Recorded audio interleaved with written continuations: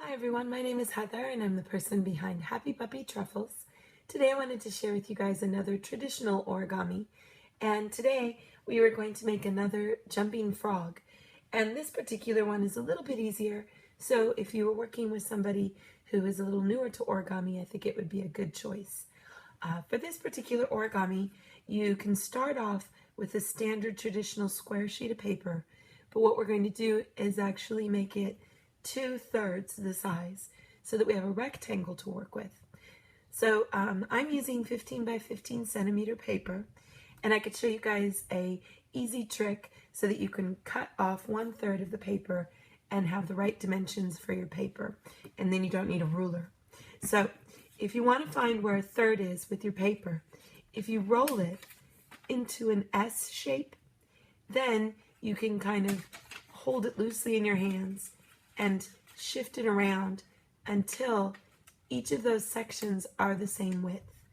Push a little pressure on the top here, and then we're just going to fold over one side, and that will give us the third that we need to cut off so that we have the right piece of paper. Now, if you're measuring this, obviously it would be 10 by 15 centimeters, but if you don't want to worry about a ruler and that kind of thing, you can just fold it over like this and cut off the part where we've made the fold, and it'll give you the piece of paper that you need for the project. Now I'm going to go ahead and start with my color side facing down, and what I'm going to do is put a big triangle fold in here by taking the top outer edge, folding it down to the outer left edge. Hold on to it here on the side, smooth it out like so. Now I'm going to do the same thing going the other way. I like to turn my paper around just to make it a little easier when I do this. You still want to get a nice point at the top and a smooth crease all the way down to the bottom. So I have two crisscross creases that go in the middle here. Now I'm going to go ahead and flip things over for a second, and I'm going to fold this area in half, bringing the edge to where this crease meets on the side. And that's going to give me a nice crease right through the center of everything here. Open it up and flip it over, and you should have the creases that you need to allow you to pull in from the sides, bringing this part down and pushing down here on the top so that you collapse everything into a nice big triangle. Now this is the top section of our frog, so I'm going to go ahead and take each of these little flaps, fold it straight up to the top. We'll make the legs for him here.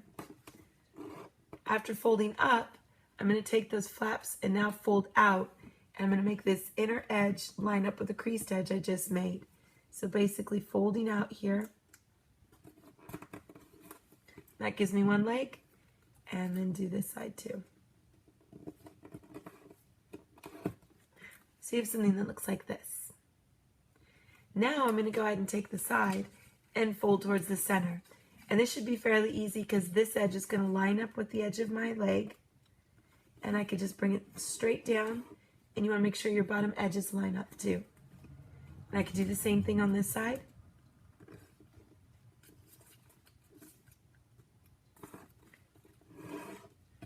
And that gives me the bottom base of my frog.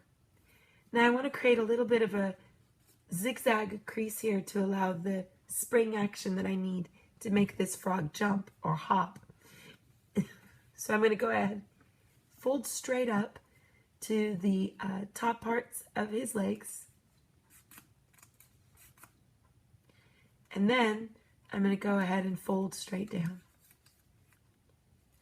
It's a pretty easy process, and that should give you, when you turn it over, a nice little frog that hops. I wouldn't say he jumps really far, but he does kind of scoot along. And so you can have little races with him and stuff. But if you have somebody who's new to origami and wants to try to make an action origami, this is a much easier one than the one we did before. So,